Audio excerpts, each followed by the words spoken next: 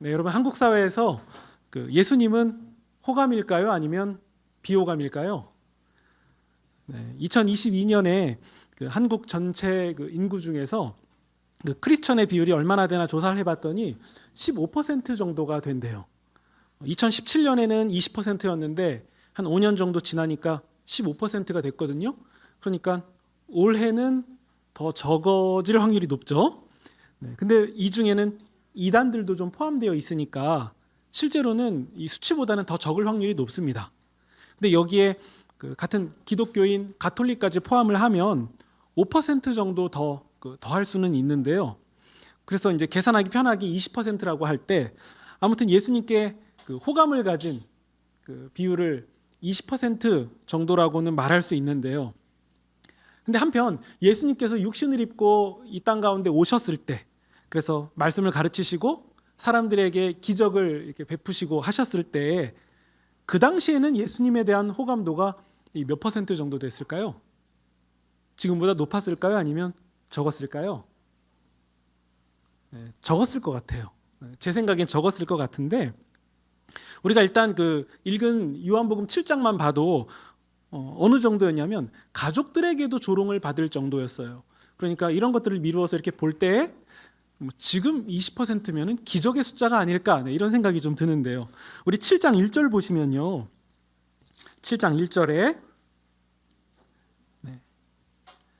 일단 예수님은 갈릴리에 계셨고, 그리고 유대에서 다니기를 원치 않아 하셨습니다. 왜냐하면 유대 사람들이 예수님을 죽이려 했기 때문이에요. 왜 죽이려 했냐면 여러 이유가 있었지만 하나는 명절에 예수님이 성전에서 제물을 뒤엎으신 사건이 있었잖아요. 그것 때문에 유대 종교 지도자들에게 미움을 받았을 것이고, 그리고 가장 유력한 부분은 우리가 몇 주 전에 나눴던 안식일에 38년 된 병자를 낫게 하신 일 때문에 그렇습니다. 유대인들에게는 안식일은 되게 민감하기 때문에 그때는 철저하게 아무 일도 하지 말아야 되거든요. 그런데 예수님이 의료 행위를 베푸셔서 38년 된 병자를 낫게 하셨다는 거예요. 그러니까 사실 우리 생각으로 보면 38년 된 병자가 나은 게 놀라워야 되는데 유대인들에게는 안식일에 무슨 일을 했다는 것, 이게 매우 큰 걸림이 됐습니다. 그래서 성전을 중심으로 주변부와 그리고 유대 지역에는 예수님은 블랙리스트에 올라간 거예요. 그냥 이름만 들어도 되게 불쾌한 인물로 이렇게 퍼져갔던 걸로 보입니다. 그러면 이런 상황에서 믿을 사람은 여러분 가족밖에 없는 거 아닙니까? 세상이 나를 미워해도 가족은 내 편이다, 이런 마음 있지 않습니까? 근데 애석하게도 예수님의 가족들은 그러지 않았어요. 요셉과 마리아 사이에 4명의 예수님의 동생들이 있었거든요. 야고보, 요셉, 시몬, 유다, 이렇게 4명이 있었는데 이들은 자기의 육신의 형인 예수님에 관한 어떤 여론에 굉장히 민감했던 것 같아요. 예수님이 일단 오병이어 사건을 일으키신 다음에, 그리고 내가 하늘에서부터 내려온 생명의 떡이다, 이런 말씀을 하시면서 영생에 이르는 길에 대한 설명을 해주시는데, 사람들은 그냥 기적이 일어나는 것만 원했지 예수님이 어떤 말씀을 해주시는 거에선 별로 관심이 없었어요. 단지 내가 이 기적 때문에 이득을 보냐, 여기에만 관심이 있었거든요. 그러니까 예수님이 이 말씀을 하실 때마다 12제자 말고 그 외에 또 다른 제자들이 있었는데 그런 제자들이 예수님을 하나둘씩 떠나가기 시작하는 거예요. 그리고 군중들도 예수님에 대해서 하나둘씩 떠나가요. 내가 원한 건 기적이지 저런 말씀이 아닌데, 이런 뉘앙스가 그 가운데 보였어요. 그러면서 여론이 점점 예수님을 향해서 안 좋은 쪽으로 이렇게 기울어 가고 있었는데요. 그런 상황 가운데서 예수님의 동생들이 예수님께 이런 얘기를 합니다. 형, 이런 이 갈릴리 이런 촌동네에서 그런 거 하지 말고 좀 일을 좀 규모 있게 하세요. 저기 예루살렘이나 이렇게 유대 지역 큰 데 있잖아요. 그런 데 가서 한 방 빡 터트리면 되지. 여기서 뭘 해봐야 유튜브가 있는 것도 아니고 아무도 몰라줄 텐데 왜 여기서 이러고 있습니까? 큰 지역으로 가세요. 이렇게 얘기를 한 거예요. 근데 이 얘기는 정말 예수님이 대도시에 가서 유명해지기를 원해서 그런 게 아니라 예수님에 대한 어떤 조소 혹은 조롱 같은 얘기였어요. 그러니까 동생들은 일단 예수님을 믿지 않았고요. 그리고 형이 하는 일이 못마땅했고 하는 일마다 마을에서 사람들 입에 오르락 내리락 하는 이런 상황도 싫었던 거예요. 그러니까 이 조소하는 차원에서, 조롱하는 차원에서 이런 촌동네에서 하지 말라고, 큰 데 가서 하라고 이렇게 얘기하고 있는 상황이었던 거예요. 심지어 여러분 다른 복음서와 같이 보면 그 예수님의 가족들 내에는 어떤 얘기가 있었냐면 예수님은 정신이 이상하다. 그래서 이제 뭐 미쳤다라는 표현을 성경 본문에도 그대로 쓰는데요. 정신이, 말하기 좀 이상하네요. 정신이 좀 이상하다. 네. 그래서 잡아와. 더 사건 일으키기 전에 잡아와. 이렇게 해서 형제들이 또 가족들이 예수님을 잡으러 다니기도 했습니다. 그러니까 예수님은 인정을 받는 것은 뭐 기대도 할 수 없었고 그냥 미움을 너무 많이 받았던 걸로 보입니다. 그런데 우리가 읽은 이 요한복음 7장의 배경은 명절 때였거든요. 근데 이때는 남자들이라면 누구나 예루살렘에 올라가야 되는데, 근데 성전에서 예수님이 지금 모여든 사람들에게 가르치시는 상황이에요. 그때 사람들이 예수님이 가르치시는 걸 보고 되게 놀라요. 왜 놀랐냐면 일단 저 예수라는 저 청년이 어떤 유명한 스승한테 배운 것도 아니고, 그렇다고 집안이 어떤 그 교육자 집안도 아니고 형편없을 텐데 어떻게 저렇게 유창하게 가르칠 수 있지? 어떻게 글을 알지? 이런 거에 대해서 놀라워하는 상황이었어요. 그러면서 가만히 들어보니까 그 가르침에 자기도 모르게 압도되는 거예요. 내가 저렇게 뼈대 없는, 뿌리 없는 저런 가르침에 내가 압도되면 안 되는데, 이런 마음이 있었던 걸로 보여요. 그런데도 말씀을 들을수록 이게 마음이 압도되니까 묘한 느낌이 들었던 거죠. 그때 예수님이 무리를 향해서 놀랄 만한 말씀을 하시는데, 그게 뭐냐면 19절에 나옵니다. 19절에 예수님이 이렇게 말씀하십니다. 모세가 너희에게 율법을 주지 않았냐? 그런데 너희 가운데 율법을 지키는 사람이 한 명도 없다. 그런데 너희가 왜 나를 죽이려고 하냐? 이게 무슨 말씀이냐면요, 사람들은 예수님이 안식일을 어겼다고 생각한 거예요. 그러니까 율법을 어긴 거죠. 그러니까 그것을 못 참았거든요. 우리의 안식일을 어겨? 저 예수라는 청년이? 이렇게 화가 난 상황인데, 특히 예수님은 안식일에 38년 된 병자를 고쳤잖아요. 그래서 그 예루살렘을 시끄럽게 만들었잖아요. 그러니까 예수님을 죽이려고 그때부터 마음을 먹었던 거예요. 근데 이에 대해서 예수님이 하시는 말씀이에요. 그게 뭐냐면요, 그러면 누가 진짜 안식일을 어겼는지 한번 따져볼까? 이 말씀을 하시면서 오히려 너희들이 하는 행태를 봐라. 내가 한 가지 예를 들어볼게. 너희들은 남자아이가 태어나면 8일 만에 할례를 행한다. 근데 그 8일째 할례 행할 때 그날과 안식일이 겹칠 때 그럼 할례 하냐 안 하냐? 근데 했거든요. 그들 전통 속에서는 할례는 그래도 이 안식일에 해도 괜찮은 거다라고 나름대로 정했던 거예요. 그러니까 예수님이 이 부분을 꼬집으면서 너희들은 8일째와 안식일이 겹치면 할례하더라? 그러면 좋다. 그 사람의 신체의 일부분 하나를 너희들이 건드리는 행위를 안식일에 한 건 괜찮다고 말하는데, 그럼 나는 안식일에 한 사람의 온 전체를 온전하게 했는데 그럼 너희는 안식일 지킨 거고 난 어긴 거냐? 이렇게 말씀을 하시는 거예요. 그러면서 나를 판단하려면 올바르게 해라, 이렇게 말씀을 하시니까 사람들이 아무도 이 말에 반박을 할 수가 없었던 거예요. 물론 그 안식일에 그 할례를 해도 괜찮다는 것은 어떤 그 유대인들의 스승 중에 권위 있는 자 한 명이 정했겠죠. 근데 그게 전통이 돼서 이렇게 흘러온 건데, 예수님이 안식일에 병자를 치료하셨기 때문에 안식일을 어겼다라고 평가하는 그 유대인들의 율법 해석은 일관성이 없다는 것은 드러난 거예요. 이때 사람들 안에 소요가 일어납니다. 이분은 뭔가 특이한 분 맞아. 메시아일 수 있어. 선지자일 수 있어. 이런 반응이 있기도 했고요. 또 한쪽으로는 좀 이분 이상한데?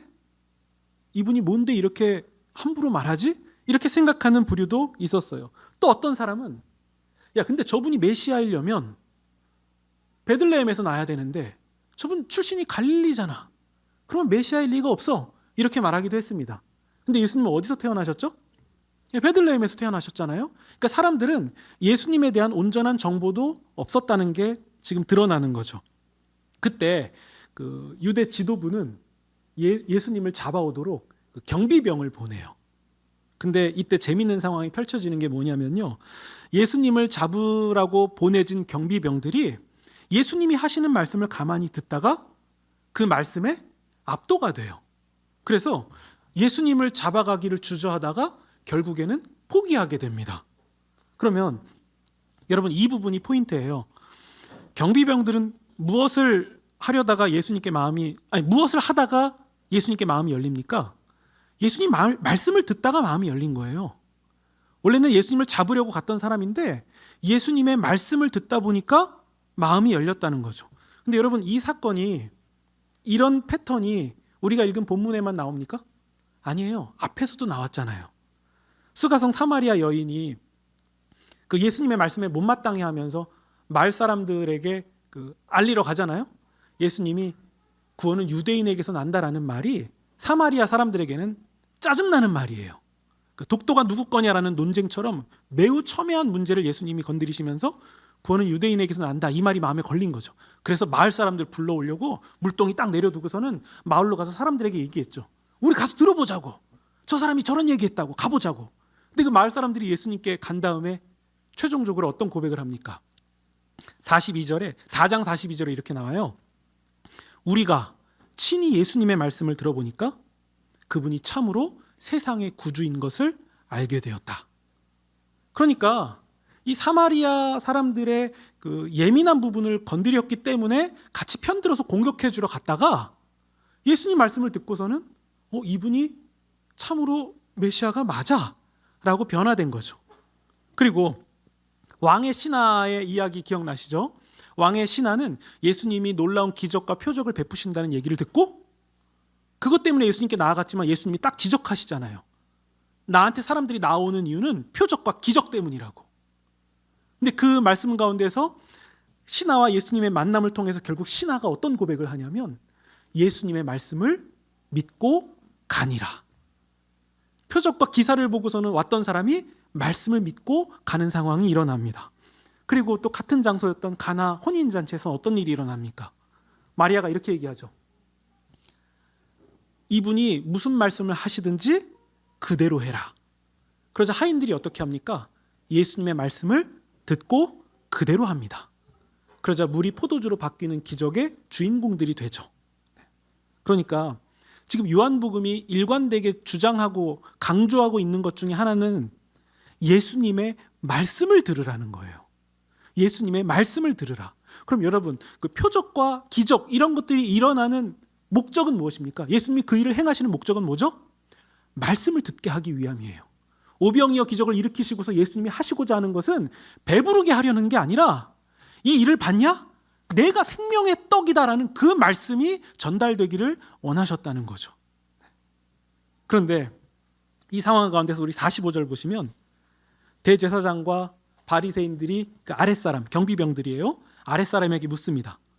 너희들 어찌하여 예수 안 잡아왔냐? 그러자 경비병들이 46절 대답합니다. 저희는 이제까지 그분처럼 말씀하시는 분을 본 적이 없습니다. 지금 이 기록을 하고 있는 요한이 무엇을 강조하는지 보이시지 않습니까? 이분처럼 말씀하시는 것을 제가 본 적이 없습니다. 그래서 잡으러 갔다가 이거 아닌데 싶어서 다시 그냥 왔습니다. 그러자 47절 바리새인들이 말합니다. 야, 니들도 넘어갔냐? 야, 니들마저도 넘어가?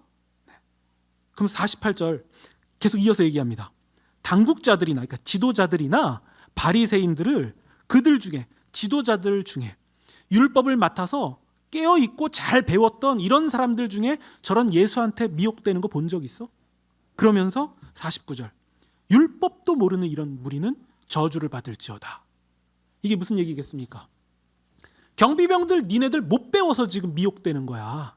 율법 제대로 배웠으면 미혹 안 돼. 율법도 모르는 너희들은 저주가 있을지어다. 근데 여러분, 이 종교 지도자들은 율법을 맡았잖아요. 하나님이 그들에게 왜 율법을 주셨겠습니까? 이 율법을 가지고 백성들을 하나님의 거룩한 백성이 되도록 인도하라고 율법을 주신 거잖아요. 근데 그들은 정작 율법을 가지고 뭘 했죠? 자신들의 기득권을 지켰고 자신들이 높임 받으려는 자리로 가고 있었던 거죠. 아니, 그렇게 하고 있었죠. 근데 이들과 달리 예수님은 어떤 말씀을 하셨습니까? 경비병들은 도대체 예수님의 어떤 말씀을 듣고서는 압도되었습니까? 37절에 나옵니다. 37절 누구든지 목마르거든 내게로 와서 마셔라. 38절, 나를 믿는 자는 성경이 말씀한 바와 같이 그 배에서 생수가 강물처럼 흘러나올 것이다. 39절, 이 말씀은, 이 배에서 생수의 강물이 흘러나온다는 이 말씀은 예수님 믿는 사람들이 받을 성령을 뜻하는 거예요. 그러니까 예수님을 믿는 자들은 그 속에서 성령이 흘러넘쳐 나온다는 거죠. 그래서 이 성령은 하나님의 영, 그리고 예수님이 죽으시고 부활하신 후에는 예수의 영으로 불리는 성령께서 흘러넘치게 된다는 거죠. 이 말은 인간 가운데 도저히 해결되지 않는 갈증과 한계와 절망과 고통, 그리고 결국 죽음에 이를 수밖에 없는 인간들에게 강물처럼 흘러나오는 생수로 해결을 시켜주실 수 있는 분, 그분이 바로 예수님이다. 그 예수님이 인류에게 영생에 이르게 하실 수 있는 분이다 라는 것을 예수님이 선언하신 것이고, 경비병들은 그런 썩어 문드러진 종교 지도자들의 율법에 의해서 감화된 게 아니라 예수님의 이 말씀에 압도되어서 예수님을 체포하기를 포기하게 된 거예요. 여러분, 요한복음의 저자는 이 점을 분명히 하고 있습니다. 예수님의 말씀을 들으면 변합니다. 예수님의 말씀을 들으면 변해요. 우리가 주목해야 되는 것은 예수님이 일으키시는 기적, 능력 혹은 우리에게 떨어지는 요행이 아니라 그런 것들이 무엇을 가리키고 있냐는 거예요. 예수님의 말씀이에요. 이 예수님의 말씀을 향하여 가지 않으면 우리는 사람들이 기적을 보고 기적을 체험했음에도 불구하고 예수님을 떠난 것처럼 우리도 똑같이 떠날 수밖에 없다는 경각심을 불러일으킵니다. 예수님의 말씀이에요. 여러분, 요한복음 3장에 보시면 니고데모가 나오는데요. 종교의 지도자였잖아요. 이스라엘의 선생. 근데 이 자가 다시 우리 요한복음 3장 보시면은 이제 안 보이셨던 부분이 보이실 거예요. 니고데모는 왜 예수님께 나왔냐면 기적 때문에 나왔어요. 제가 그 기적을 보고 당신이 하나님의 아들이신 걸 제가 알고 왔습니다. 그때는 우리가 그냥 넘어갔지만 이제 7장을 보고 다시 보면 보여요. 예수님은 그 기적을 보고 온 것을 별로 그렇게 좋아하시지 않으세요. 그러면서 예수님이 그 기적 말고 다른 얘기를 니고데모에게 하세요. 새로 태어나야 된다. 하나님 나라에 들어가려면, 하나님 나라를 보려면 위에서부터 태어나야 돼. 그것은 성령과 물로 태어나는 것인데, 광야에서 놋뱀이 높이 들린 것처럼 인자가, 나 예수가 높이 들릴 때 하늘로부터 다시 태어나는 일이 일어난다. 물과 성령으로 태어나는 일이 일어난다. 왜냐하면 나를 보내신 그 하나님은 세상을 이처럼 사랑하사 독생자를 주셨으니 이는 그를 믿는 자마다 멸망하지 않고 영생을 얻게 하려고 하셨기 때문이다. 영생을 주시려고 나를 보내셨기 때문이다. 이 말씀을 하시면서요, 니고데모가 그 말씀을 받았을 때 어떤 마음이었을까요? 그 3장에는 니고데모의 변화가 나오지 않아요. 근데 마침 우리가 읽은 7장에서 니고데모가 다시 등장합니다. 우리 50절 보면요, 그 중에 한 사람, 그러니까 그 종교 지도자 중에 한 사람인 곧 전에 예수님께 나왔던 니고데모가, 반가운 이름이 나오죠. 니고데모가 바리새인들에게 말합니다. 지금 이 상황은 그 이스라엘의 권위 있는 종교 회의, 임시 회의 같은 걸로 보이는데요. 니고데모는 그 자리에 들어갈 만한 유력한 인물이었던 거예요. 근데 그가 이렇게 말합니다. 51절입니다. 우리의 율법은 당사자의 말을 들어보거나 그가 행한 일을 알아보지 않고 심판합니까? 우리에게 그런 법이 있습니까? 네. 여러분, 지금 니고데모가 지적하는 게 뭐죠? 율법에 대한 동료들의 태도가 일관성이 없다는 거예요. 이전과 다르다는 거예요. 틀렸다는 거예요. 근데 여러분, 그 율법의 일관성이 없이 적용한다는 것은 방금 예수님이 하셨던 얘기 아닙니까? 너희들은 안식일에 할례하는 건 괜찮다고 하고 내가 한 사람의 전인격, 전 육신을 낫게 하는 것은 어겼다고 얘기하는데 율법의 일관성이 없다. 이렇게 말씀하신 예수님의 말씀과 지금 우리는 율법 가지고 사람 판단할 때 들어보거나 우리가 확인하지도 않고 평가하는 거 이거 안 맞지 않습니까? 일관성 없지 않습니까? 이렇게 얘기하는 것 두 개가 닮지 않았습니까? 그때 52절 보시면 동료들이 이렇게 얘기합니다. 너도 갈릴리 사람이냐? 갈릴리에선 선지자가 나지 못해. 지금 이 얘기를 하면서 니고데모의 출신과 이런 것들을 같이 비하하고 있는 거예요. 근데 여러분, 너도 갈릴리 사람이냐? 이거 누가 들은 말씀입니까? 이것도 예수님이 들은 말씀이잖아요. 갈릴리에서 무슨 선지자가 나, 무슨 메시아가 나, 베들레헴이지. 그렇죠? 그러니까 여러분, 밤중에 예수님께 나와왔던 그 니고데모는 어느샌가 예수님 편에 서 있는 사람이 되어 있던 거예요. 그러면서 예수님이 하시는 말씀을 똑같이 하고 있고 예수님이 들으셨던 말씀을 똑같이 듣고 있는 상황이 지금 펼쳐지는 거예요. 그러니까 여러분, 니고데모는 지금 예수님을 닮은 사람이 되었다라는 사실을 우리가 확인할 수 있게 되는 거예요.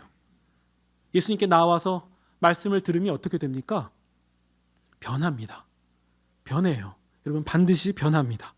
여러분, 마태복음에 보면요, 예수님이 니고데모와 같은 이런 상황에 대해서 하신 말씀이 있어요. 우리 산상수훈 5장 11절에 보시면요, 나로 말미암아 너희에게 욕하고 박해하고 거짓으로 너희를 거슬러 모든 악한 말을 할 때에 그런 너희에게 복이 있다. 왜냐하면 기뻐하고 즐거워해라. 하늘에서 너희의 상이 크기 때문이다. 너희의 전에 있던 그 선지자들도 똑같이 박해를 받았다. 여러분, 그러니까 이 밤중에 예수님의 말씀을 들었던 니고데모는 지금 영생을 향하여 힘있게 전진하고 있는 중이라는 사실이 우리가 확인할 수 있는 사실이 된 거죠. 여러분, 이것은 우리에게도 마찬가지입니다. 우리는 어떤 사람들이냐면요, 종교 활동하는 사람들 아닙니다. 우린 종교 활동하는 사람 아니고요, 예수님의 말씀을 듣기 원하는 사람들이고 그 예수님의 말씀이 우리를 영생으로 인도하고 계시고 인도하셨고 인도하실 것이라는 사실을 믿는 사람들이에요. 그러니까 제가 이 강단에서 여러분께 선포할 수 있는 말은 제 개인적 지식을 여러분들에게 전달하는 게 아니라 예수님이 영생에 이르도록 하신 말씀, 그 말씀을 제가 여러분들이 이해할 수 있도록 전하는 역할, 그게 저의 역할이죠. 우리가 들어야 되는 사실은 예수님의 영생의 말씀이에요. 그러니까 우리가 그 영생에 이르는 말씀에 주목하지 않고 다른 것을 주목하기 시작한다면, 한 개인이라던가 한 건물이라던가 한 다른 요소들을 우리가 주목하기 시작하면 반드시 우리는 예수님을 떠나게 되어 있습니다. 영생에 이르는 예수님의 말씀을 우리는 듣기 원하는 사람들인 거죠. 여러분, 기적과 이적 본 사람들은 다 떠났습니다. 이 사실을 명확하게 하셔야 돼요. 누구는 그래요. 내 눈앞에서 기적이나 이적 같은 거 한번 쫙 보여주면 내가 예수님 잘 믿을 수 있는데 왜 그런 거 안 해주냐고. 근데요, 그게 안 되기 때문에 안 해주시는 거예요. 오병이어 사건 때 오병이어를 먹은 사람들도 예수님 안 믿고 떠나요. 오직 누가 남냐면 그 오병이어 사건이 가리키고 있는 예수님과 그 말씀을 보고 들은 사람들이 예수님을 따라가게 된다는 거예요. 결국 예수님 말씀을 듣기 원하는 사람이 예수님 곁에 남는다. 여러분, 우리가 뭔가 힘들게 노력하고 뭔가 이뤄내야만 하는 것이 신앙생활 같지만 우리의 신앙도 똑같습니다. 기적과 어떤 요행 이런 것들이 아니라 예수님 말씀을 들어야만 합니다. 니고데모처럼 예수님 곁에 나아가다 보면 어느샌가 예수님 편에 서서 예수님을 변호하고자 하는 우리의 모습을 발견할 수 있게 되고 그분의 말씀이 난 잘 몰라도 틀리지 않았다라고 고백하는, 우리 조명이 꺼졌습니다. 예수님 말씀을 듣기 원하는, 그리고 그렇게 예수님을 편에 서서 예수님을 닮아가려고 하는 우리의 모습이 드러나게 된다는 거죠.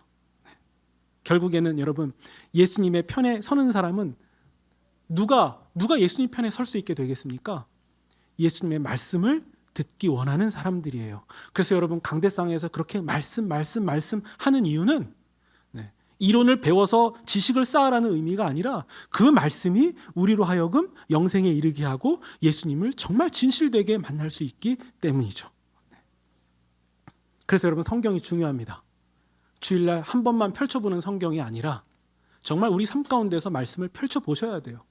말씀을 타이핑하는 것도 좋고 적으시는 것도 좋고 읽는 것도 좋고 우리가 할 수 있는 내가 좋아하는 방법을 동원해서 예수님의 말씀에 나아가는 것은 정말 중요한 거예요. 제가 여러분에게 전해드리는 설교를 듣는 것보다 여러분들이 직접 말씀을 보는 것이 훨씬 더 중요합니다. 제가 전해서 할 수 없는 부분이 여러분 개인 그 삶의 영역 그 순간에서 이루어지기 때문이죠. 여러분, 사람들이 예수님이 오병이어 기적을 일으키고선 정말 많은 인파가 몰려왔잖아요. 그런데 예수님의 말씀을 듣다가 좀 이거 아닌 것 같다고 우르르 다 떠나갈 때, 그때 예수님의 마음은 어땠을까요? 그때 남자만 5천 명이 넘었는데 실제로는 아무리 적게 잡아도 10,000명 이상이거든요. 그 많은 인파가 특히 자칭 제자들이라고 말했던 그런 사람들도 하나둘씩 다 떠나갈 때 예수님 마음은 어땠을까요? 그 마음이 어땠는지 우리가 찾아볼 수 있는 구절이 있습니다. 우리 6장 보시면요, 6장 66절 한번 보세요. 6장 66절입니다.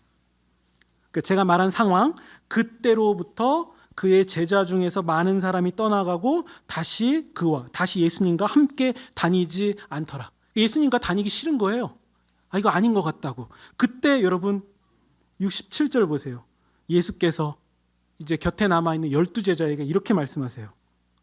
너희도 가려느냐? 너희도 갈래? 이때 예수님 마음이 어떠셨을까요? 근데 이때 베드로가 굉장히 놀라운 말씀을 예수님께 드려요. 68절 보시면요, 시몬 베드로가 대답하여, 여러분 여기서 나오는 단어가 이제 눈에 보이실 거예요. 시몬 베드로가 대답하되 주여 영생의 말씀이 주께 있습니다. 우리가 누구에게 가겠습니까? 우리가 주는 하나님의 거룩한 자이신 줄 믿고 알았습니다. 주님, 우리 갈 일 없습니다. 저 사람들이 가는 것은 오병이어 기적 보고 배불러서 있다가 간 거고, 우리는 그거 아닙니다. 우리는 주께서 하시는 말씀이 영생의 말씀이신 줄 알기 때문에 저희는 안 갑니다.